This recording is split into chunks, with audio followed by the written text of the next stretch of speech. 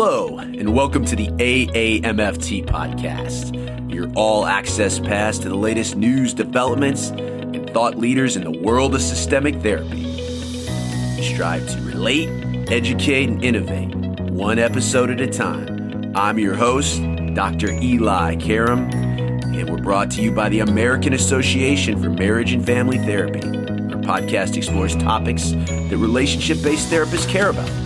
In addition to featuring unique conversations and interviews with established experts, our show provides information and education on direct practice and emerging trends in the MFT profession. For more information, please visit us at aamft.org. Thanks for listening and enjoy the show.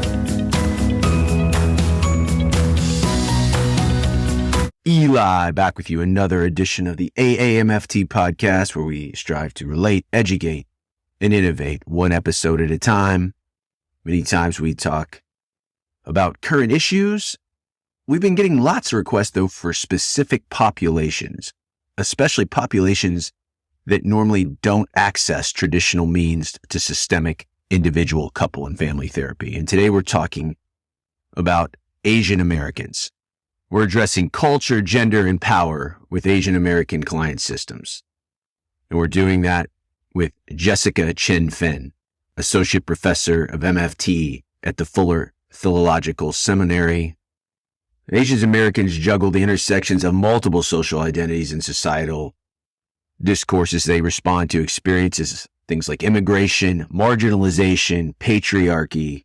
Today we're going to examine key socio-emotional themes that intersect things like intangible loss, not burdening others, and duty to the family with Jessica. Let me tell you a little bit about our guest. Jessica ChenFeng joined Fuller's faculty in 2022 as an associate professor of MFT for the Doctor of Marriage and Family Therapy program. That's DMFT. She brings years of MFT teaching, research, and supervision experience, as well as clinical and consulting experience across community, medical, and ministry context.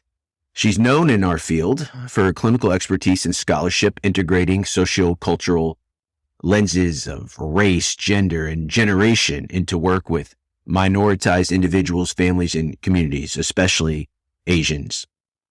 She's a regular presenter at local and national conferences, including AAMFT conferences, and she also speaks about self-therapist development, decolonizing supervision, and Asian American issues in therapy.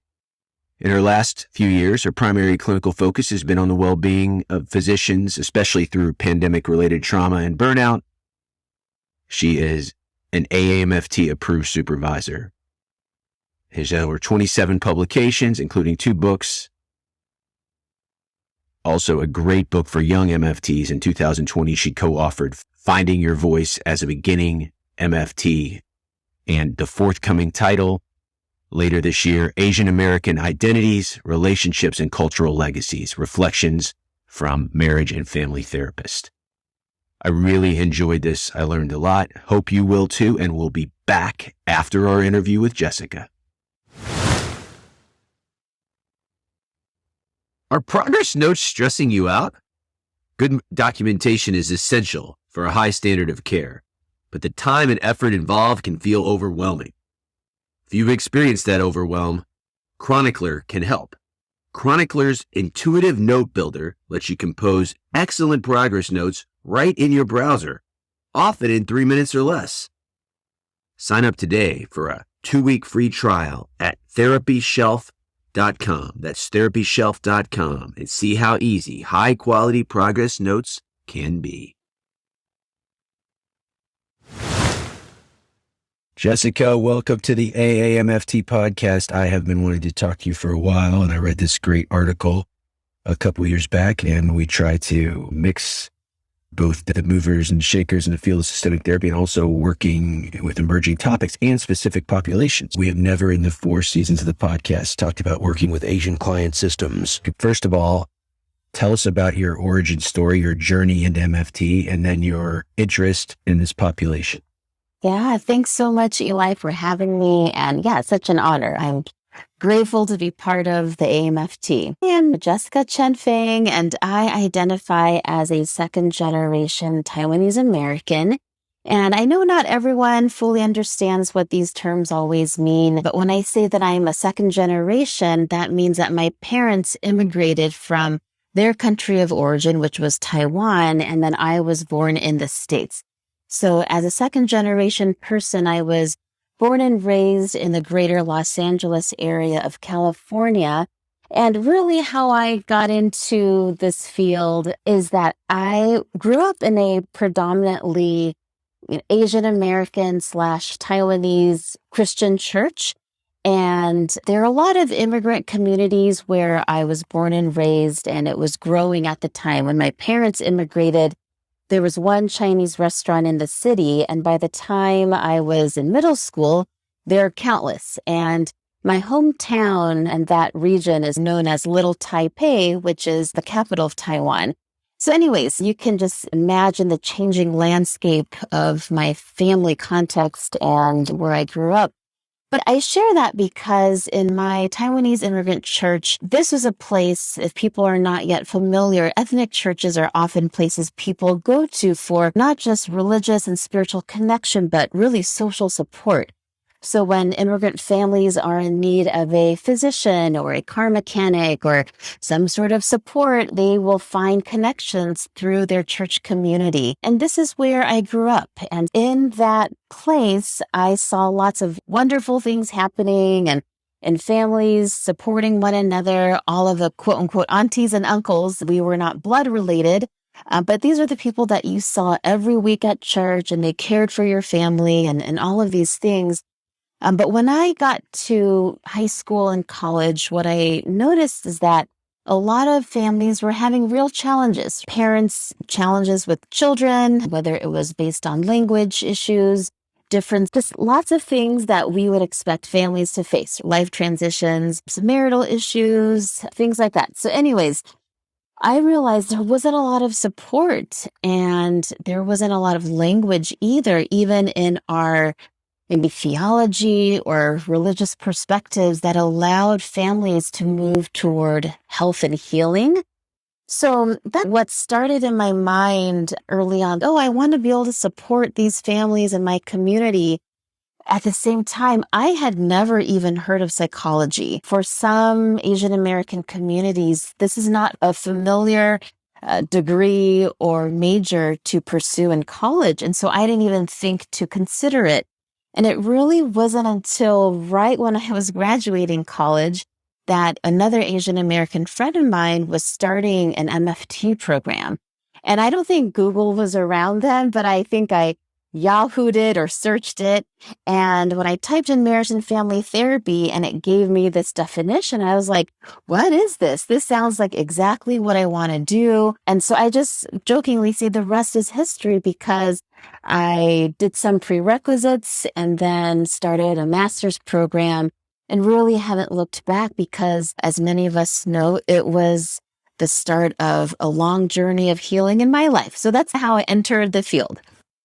Yeah, beautiful in your story. There's also some kind of generalizable things in the sense that many ethnic groups, not just Asians, but Latinos, African Americans, they are skeptical of mental health and they get their counselor, they get their support from their community, which is their religious group or church, their fictive family, as you were alluding to. I'm interested in picking this career path because not only did you not really know about it, but much like many of our guests and my own journey, like once you think systemically, it's really hard to think any other way. So I'm curious, as we talk about the disparities and the barriers to getting treatment, going to family therapy, if you're in this population, what your own family thought about your trajectory and your chosen career path. I appreciate that question because these are real things, right, that many of us are navigating as we move into these careers. When I started the master's program, I think my mom had a bit more familiarity because she did her undergraduate studies in the States. My father less, but first of all, there wasn't clear language in Taiwanese for my parents to explain to my grandparents what I was going to school for. I am not very good at Taiwanese or Mandarin, but from what I understand, my dad would tell my grandmother, oh, Jessica is going to school to study how to care for people's hearts. I think that's like the literal translation. And so like caring for someone's heart, it has a parallel to a physician caring for a body. And remember at church, the older aunties and uncles would ask me, okay, so what are you studying? And I try to explain, I support people and their families and all of this. And so I think there was this misunderstanding that, oh, if Jessica's working with these clients must have really serious issues. And of course, none of us would have, and I'm saying that sarcastically, but my parents disconnected. Oh, our family would not need to see someone like Jessica. She is helping someone and other families who really need help. So I think for many years, there was that misunderstanding or lack of understanding really about what an MFT studies and how we see things. Over time, I think it's really shifted. Yeah. What if we just start generally, because our listeners, many will have, hey, this is in the scope of my practice working with this population, but it's really out of the scope of my competence. I don't really have that much experience. So as far as basic psychoeducation, what do you think MFTs need to know when working with Asian American client systems? Yes, no, that's such an important question. So I realized that my social location is different in that I was born and raised in Los Angeles. And so I know a lot of our listeners are tuning in from all different parts of not just our country, but around the world, perhaps. And so I think it's easy to understand or think we have a sense of certain racial groups based on what we see on media or things we've read up until now. But I think the most important thing is that the Asian American population is not a monolith. And I think it's really easy to think if someone looks a certain way, then, oh, maybe their family structures are all really similar or they all come from the same country of origin. But the Asian American community is represented by dozens of countries of origin, not just China. I know that is in part of our rhetoric these days, is that the increase in anti-Asian hate crimes is largely due to the assumption that anyone who looks phenotypically Asian American is mistaken for coming from China. But there are dozens of countries, there are Southeast Asian countries, East Asian, South Asian. And I'm actually not even talking about Pacific Islanders. Oftentimes, Asian Americans and Pacific Islanders are sort of part of group or category. But I actually want to make the distinction today. I am no expert on Pacific Islander history or communities. So I just want listeners to know that make sure you ask your clients, maybe if they are recent immigrants, what their countries of origin are, and just to know that the distinctions. And within this large population, there's also such diverse immigration histories. It could be like my family, my parents immigrated, so I'm a second generation person.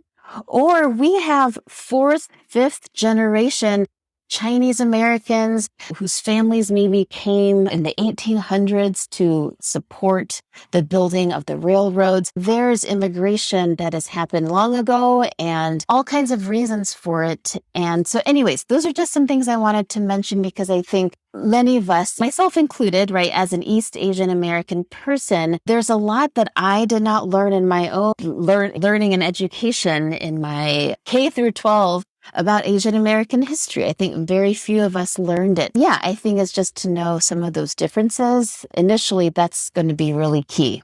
You mentioned immigration. So let's talk about institutional oppression, how that and immigration discrimination historically has impacted Asian populations. Yes. So there's a really long history of immigration, and I am not the best at remembering dates, but there's an excellent book by Dr. Erica Lee. It's The Making of Asian America. And she goes through the whole history of Asians and Asian Americans being part of our U.S. fabric. And so this dates back to the 1500s and the 1600s. I'm not necessarily thinking about that right now, but we had people come as Asian slaves to the U.S. and all of that. But the important thing to know is that many waves of Asian immigration to the U.S. happened because of policies. So it wasn't that there was just a bunch of Asians from various countries were allowed to come at any given point. There were reasons for that. So, for example, a large group of men were able to come from parts of China to help with the railroad. Then at some point, there was a huge Chinese Exclusion Act, which, by the way, is the only policy ever that has excluded a specific ethnic group of people. And so that was around for a long period of time, and it's always related to the history of America's relationship with Asian countries. And then we have this 1965 Immigration Act of 1965. So another wave of Asian immigrants came after that point when things opened up. And that's when my family was able to immigrate, was in the 70s. And there are a lot of parameters that immigrants would have to follow. Like, for example, you might have had to have a certain type of education, or you needed family sponsors that were already in the U.S. And so it set up a structure where a certain type of Asian person or family was allowed to immigrate. So I wanted to mention that because America's relationship with Asian countries is always up and down historically, and it changes based on the U.S. feeling a sense of threat or not. So listeners may or may not be familiar with the term yellow peril, and that's been part of our country's history, which is whenever we feel a sense of threat, whether it's economically, there's a world war going on, we tend to feel threatened by people who look other than us. And I know I'm saying us, and I am Asian American, but people who look not stereotypically European features and white. Anyways, that's important because now that shows up as people having racism against Asian Americans, because here we are still, we're hoping we're at the end of a pandemic, but still all of the anti-Asian hate crimes have been really painful. And these are things that happen to me and my family when we're out at the stores, walking on the streets. And it's simply because I look a certain way. It is embedded in our collective consciousness in America that someone who looks like this might be a spy, or I can't trust them. If people are interested, there's all kinds of fascinating research, not just in our field, but across many fields, where, for example, I read a study from the field of law where judges are more likely to give worse outcomes to people who are Jewish or Asian because there's this incorrect stereotype that these populations are not trustworthy. And that is the opposite to people who are white and Christian. So there are just these interesting things that in the fabric of our society and in the history, there are these beliefs that are embedded. So I always think of these take homes. So from that first part, you said, is it important when you were working with a collate system, not only maybe to assess their level of acculturation, but should you ask about their immigration history and their sense of institutional oppression? What is the best way to do that? That it's to take a one down approach, especially if you know very little about this population or this cultural history, or like you said, different. We're not treating all Asians as a heterogeneous group. How do I assess when meeting a family for the first time or a system, this sense of institutional oppression and their immigration history? Yes, so important.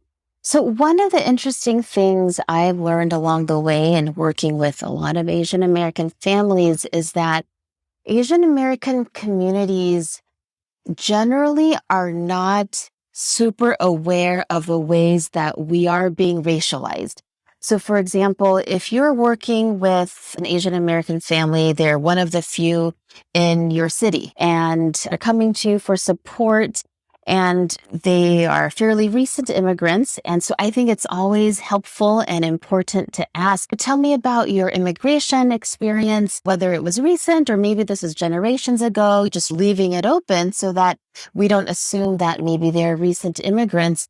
But sometimes in that story, you'll hear about this family's resilience. First of all, is that I can't imagine. My mother left Taiwan as a high schooler. She was about to become a senior, and just uprooting from the only country you've known and moving somewhere else. And it's a language you don't even know that you have to figure out how to speak.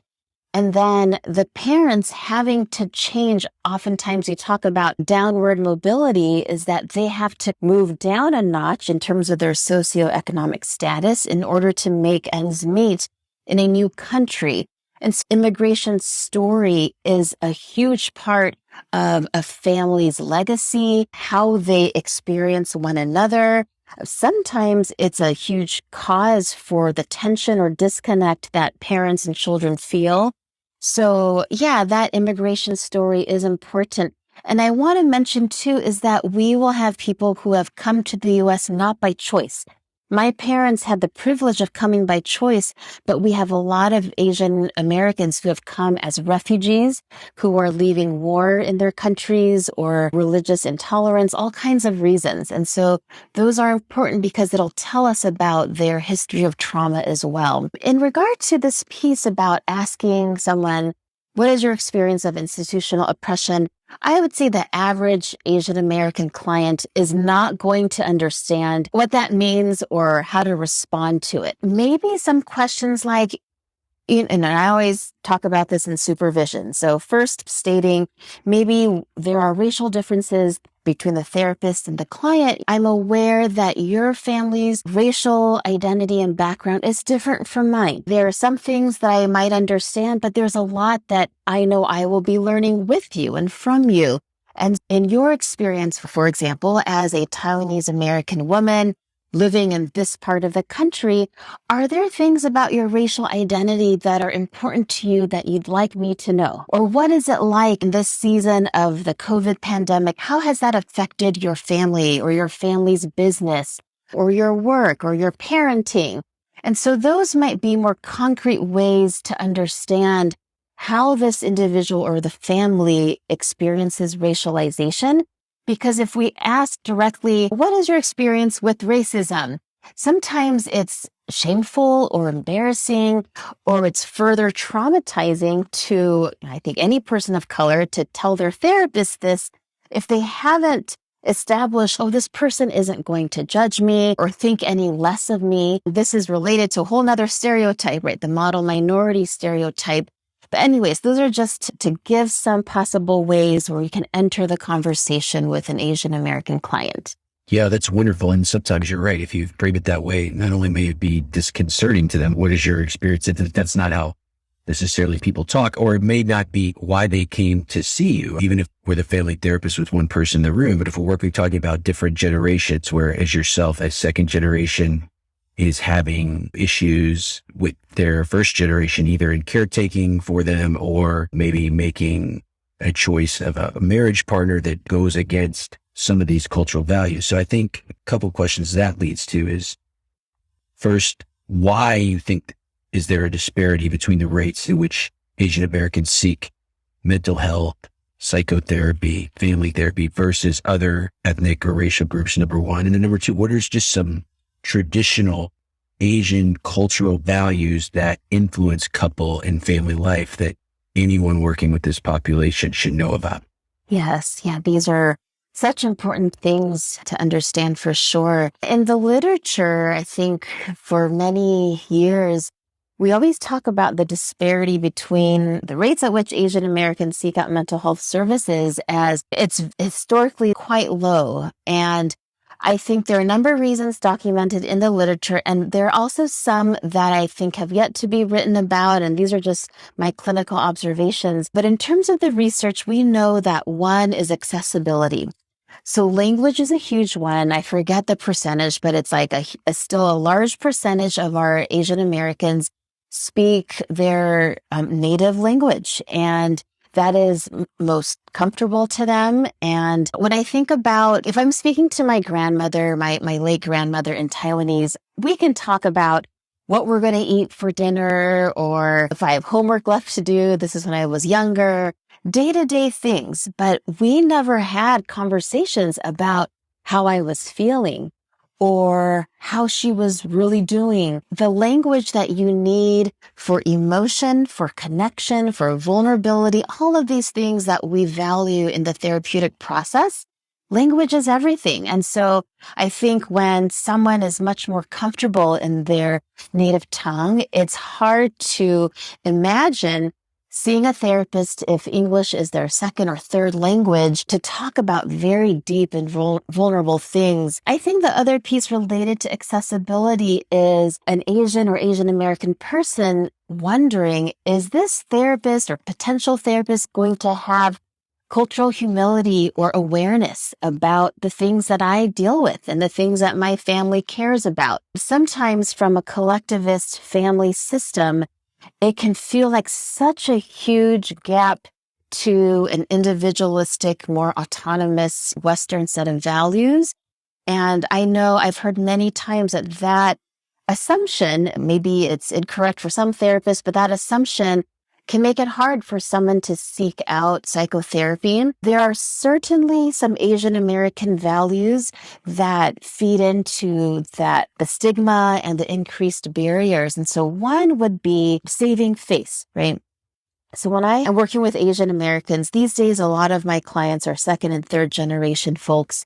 And if I ask them a question about their parents, I often preface it by saying, I'm going to ask you some questions about your parents. And I want you to know that I understand your parents have done the best that they can. And so when I ask these questions, I am in no way wanting to disrespect your parents. I know that they have fill in the blank, done all of these things for you.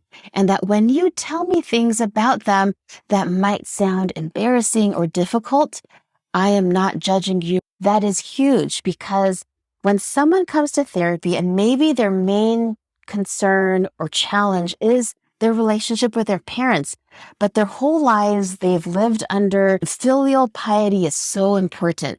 And if I say anything bad about my parents, oh my gosh, if they knew, it would break their hearts. And so I want to maintain that respect for this client's elders, their parents, their family members, as I'm exploring the ways that this client has been hurt by them. So anyways, that's another thing that comes to mind, is that the fear of talking about my family, will it be disrespectful to them? Will the therapist judge Asian Americans even more if I put out our dirty laundry and all of these things? Anyway, there's these cultural gaps, the questions that a client might have. And the last thing I want to highlight is this, and I will say I have experienced this as a client myself. In my search for a therapist, I've had many wonderful therapists over the years, and I have yet to actually work with my own Asian American therapist. I will just mention that it's been hard to connect with one, but I worry and wonder about sometimes if I'm working with my white therapist, when I talk about my family problems, does this further add to the stereotypes or the things that this white therapist imagines Asian Americans to be like? Does it confirm their biases? That is always in my mind personally, and I've heard that from clients, is if I talk about these things, is it going to break someone's perspective of me as a model minority person? Will it make them think that I'm even more of a foreigner, that I don't belong in this country because, oh my gosh, my family is so quote unquote crazy? So there's the fear of judgment. And so the therapist's racial background is always going to matter to the person and the family. And so anyways, those are some things I think about that are so either directly or peripherally related to mental health help seeking. So it's interesting. It made me think, first of all, if you need to talk to someone, I have someone I talk to, you have someone you talk to. In your search, did you intentionally not look for an Asian therapist for yourself? Or was that by design, or you just didn't find one that fit? I'm curious, your search for your own therapist, if you want someone from a similar background or a different background, or like many of us, you just want someone that's good. Regardless of their ethnic background. Yes. No, I have thought about this a lot recently, actually. The first therapist I had is a white woman, amazing. I met her through my master's program, and we were kind of paired together in a group therapy context. And I loved her. And so I reached out to her for individual therapy work afterwards, and that was amazing. And so part of it was just coincidental. And she actually had quite a bit of exposure to Asian American cultures through her son's friends and things like that. And so there was a sensitivity and a respect that I just remember she was really disarming. I never felt like I was reenacting some of the racial trauma I'd experienced growing up with her. And when she closed her practice, she referred me to a colleague, which was also a white woman. So that was the process. But I will say that in recent years, with the increase of anti-Asian hate crimes and myself and my family experiencing this and feeling the stress of it every day, I felt like the degree to which I am needing and wanting to talk about my own racial experiences, that I am currently looking for my own Asian American therapist. And part of the challenge too is that when I entered the field in like the early mid 2000s, I don't think there were as many Asian American therapists, at least in my peer group. I know there are a lot more Asian American psychologists. I want to make that distinction, but in our field specifically, not that many Asian Americans. And to be honest, the many more that have come through afterwards, it's such a small community that I have concerns about seeking out an Asian American therapist because everyone knows each other at least a few degrees apart. And so as an MFT educator, I think many people might understand that, right? It's wanting to make sure that you have privacy and true confidentiality, and that matters as well. But yes, lately I am looking for and am about to meet with, for the first time, an Asian American therapist for myself. Yeah. That's awesome. Thank you for sharing that. And the flip to that too, do you find you have one foot in academia, but you certainly are a practitioner. Do you find that Asian clients seek you out because knowing nothing about you other than your ethnic background? I will say yes, for sure. I think there is no question. And I've been in this unique role where my clinical work has been for an institution in the last few years. And so I had to close my private practice. But I have had so many requests or referrals come through in the last few years alone where clients are looking for Asian American therapists. And it is because they are wanting to talk about family, cultural issues, experiences with racism, so many things related to racial identity or cultural identity. The assumption is, this is not always right or true, that a therapist of the same racial or ethnic background as you is going to understand you, that we understand that's not always true. And training is actually the most important. And I realize this in my own pursuit of an Asian American therapist, is that we can be of a certain racial background, but not understand at all how to navigate racial conversations. And but all of it to say, yes, clients certainly do come to me because it is my area of focus, but also there is a comfort in oftentimes someone will say, I think you might know what I'm talking about, right? This is my experience as an Asian American woman. And then I will talk out loud about it because I don't want to make assumptions that what I know to be true, whether from research or my own experience, is going to be similar. And I will mention this at the end, but one of the things that made me want to talk to you is this great article you had published in Family Process a few years back, where you address a lot of the things we're talking about right now, and including these core themes when working with these populations. So things like intangible loss, not burdening others, your duty to your family. Let's talk about how those play out in the therapy room if I'm working with an Asian American client system. Yes.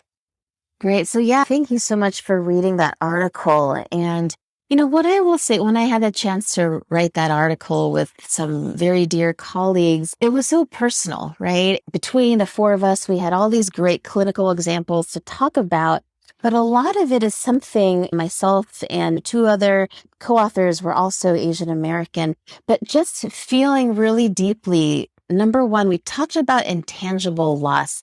And what we meant by that is just the general emotional disconnection, many of the losses that Asian American families have experienced. And these are things that are very hard to identify. And I think there is some sort of overlap with the idea of ambiguous loss as well.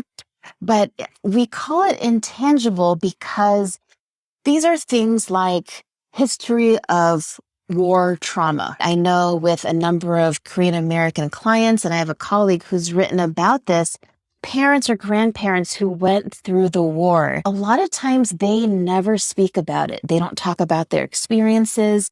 It was too painful, but it is felt even in the way that grandmother walks around the kitchen and the way all of these things that are felt in the body but maybe not articulated through language. And that trauma, like we know, it's passed down generationally. It's felt, it's the emotional ways that it is carries out in relationship. Those are things we can't really identify well.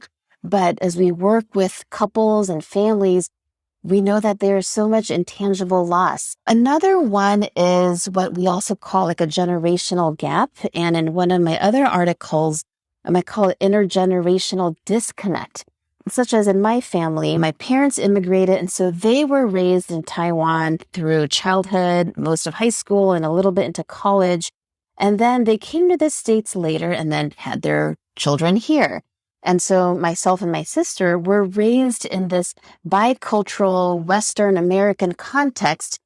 And the things that we've come to value or appreciate or believe, there is this gap between that and then what our parents believe and think. That gap causes so much pain for many families. And sometimes the loss is simply the lack of language to connect. My parents, I'm grateful they both speak English quite fluently, but I have many friends whose parents only speak Mandarin or only speak Korean. And it's really hard to communicate and have meaningful conversation with parents. And that is intangible loss. Like, how do you give words to the desire for your parents to be more emotionally present for you when they don't have the language to do? It's not like it's anyone's a burden of anyone's responsibility, but that is simply the outcome of immigration. So anyways, that's intangible loss, not burdening others. And this is a really profound one. So there's a general Asian value of silently enduring challenges. And let me try to give a concrete example. So in my family, my parents had to do a lot to make ends meet when we were growing up. And so my dad had his own business and my mother was helping out a lot and my grandmother took care of us in the home. And if I was stressed about school or had an issue with a friend or anything at all in my own life, my parents never said this to me, but I knew that I don't want to cause further stress to my parents. And even now as an adult, I have my own children. And if my nuclear family now is having a hard time, I don't want to tell my parents because I'm going to protect them by not having them further worry about us because they've already sacrificed so much for me. They're carrying a lot on their own already. And so it's my duty in a way as a responsible adult daughter to care for my parents by not having them worry. Real quickly right there, that's beautiful. Yeah. Do you think that factor, this not burdening others, do you think that prevents adult children from bringing their parents to therapy in the sense that they won't understand it or it makes them worry about them when really we see it as enhancing communication or strengthening a bond, but the fear that it is going to burden them stops them from inviting them into the therapy room? Oh, for sure. That is such a great question. But yeah, there is no question that not wanting to burden parents will be a major barrier. But I think it's a bit more than that. There's the piece of, oh my gosh, if my parents knew that I, quote unquote, need to go to therapy, they're going to feel like they're bad parents, right? They're going to blame themselves. They're going to be like, oh, we shouldn't have worked so hard. We should have been there for our kids more. And so it's not so simple in that when we're talking about a first and second generation family dynamic, adult children typically understand their parents' significant level of sacrifice. That sacrifice is for the children. And so when the children are having a hard time, this is part of that collectivist family identity and value system. parents inevitably feel responsibility for their children's welfare. And so it's even as adults, if my child has to go see a therapist, that's an indication of something I did wrong as a parent.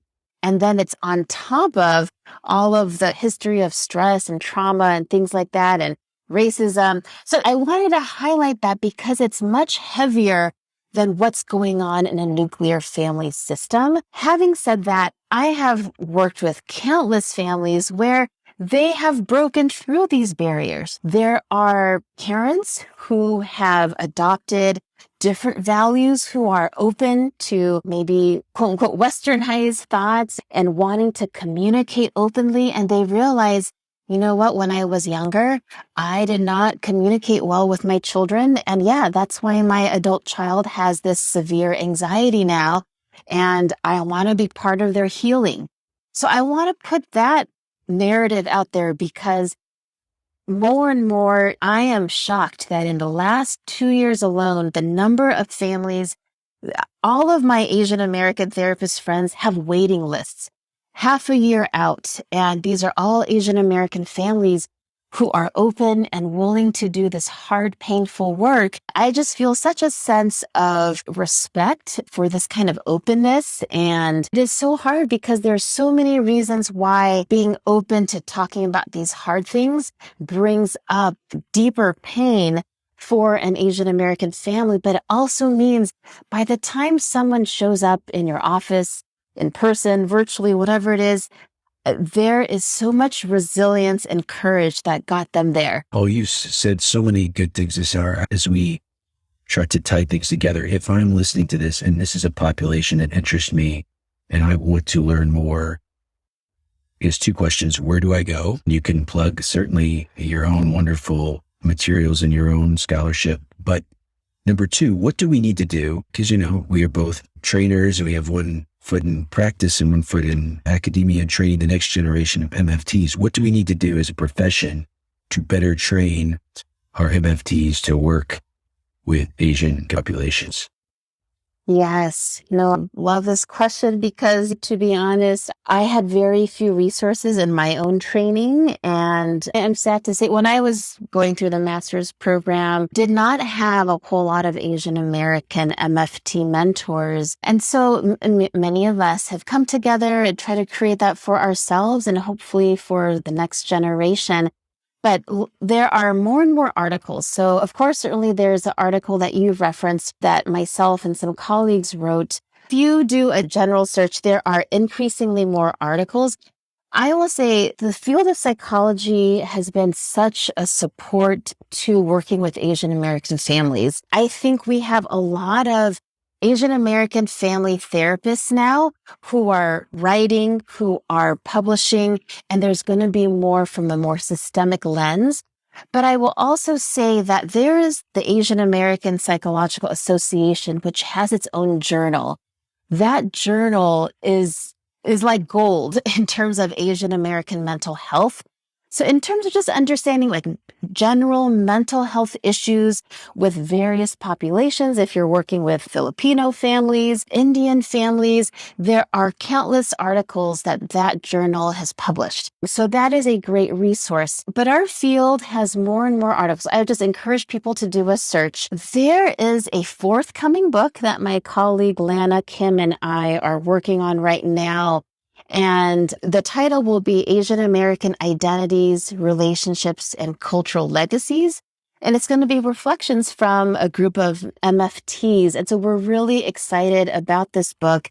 And the intention is that it is to support all of us who are working with Asian American clients, but it's also to understand your Asian American colleagues, because these will be Asian American MFTs writing about our own lived experiences as it relates to the field, as it relates to being a therapist, working with Asian American populations. And hopefully that will be out sooner than later. And in terms of training and supervision, this is such a critical question. I know many of us are wrestling with this, right? How do we continue to improve our teaching and our supervision?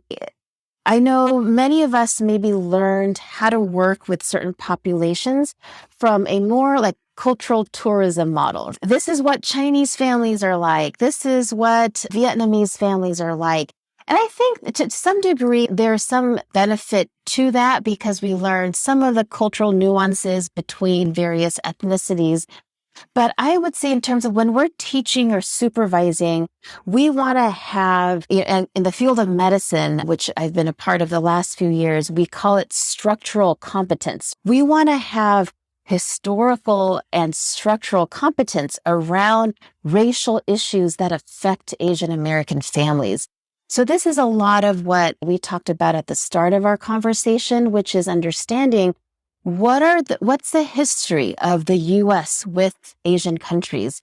How did that show up as various racist or racialized ways of perceiving Asian Americans? And how does that affect not just the individual, but the family?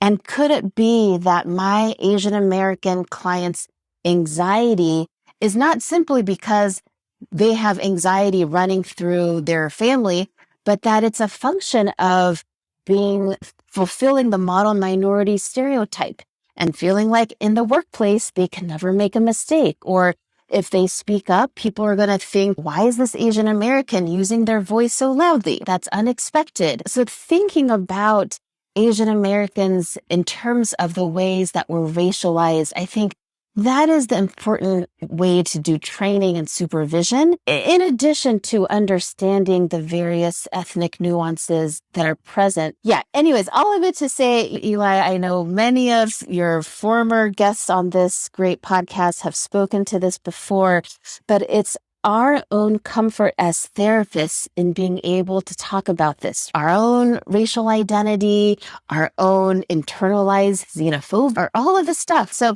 anyways, thanks for those thoughtful questions. Eli, bringing to a close another informative installment of the AAMFT podcast. Thank you very much, Jessica. Very informative. I cannot wait to read that new book coming out later this year. You can find out everything you need to know about Jessica at drchenfengMFT.com. You can find out everything you need to know about us by going to AAMFT.org, where you get the latest and greatest in all things systemic therapy. Perhaps you are a member of AAMFT. Perhaps you've listened to this podcast and are interested in becoming a member. That's where you go. Follow me, ELIKARAM, EliKaram.com, where you can find out everything that's going on, including several new offerings I have. A new book on common factors, the heart and soul of what makes us relational healers and binds us together as systemic therapists. In my latest book with AMFT President-elect Dr. Adrian Blow. It's called Bringing Common Factors to Life in Couple and Family Therapy for Rutledge. Also have a great MFT exam prep review book from Springer that just came out. You can find out everything you need to know at EliKaram.com. Follow the conversation on Twitter. The AMFT is at the AAMFT. I'm at Dr. Eli Live. Drop me a line, Eli at NorthstarCounselingCenter.com, where we rely on you. I've been getting a lot of emails lately about future topics, even people that suggesting guests for our program. I love to hear from you, the listener. Please leave us a review. Find all 4+ seasons now into our 5th. All the back installments of the AMFT podcast, wherever you find your favorite podcast. I'm partial to Apple Podcasts. Leave us a 5-star review. Help us move up the ranks of the mental health podcast. Also, Google Play, Spotify, Stitcher, wherever you go for your podcast, you can find us, the AAMFT podcast. Thank you for listening. Stay safe, stay systemic.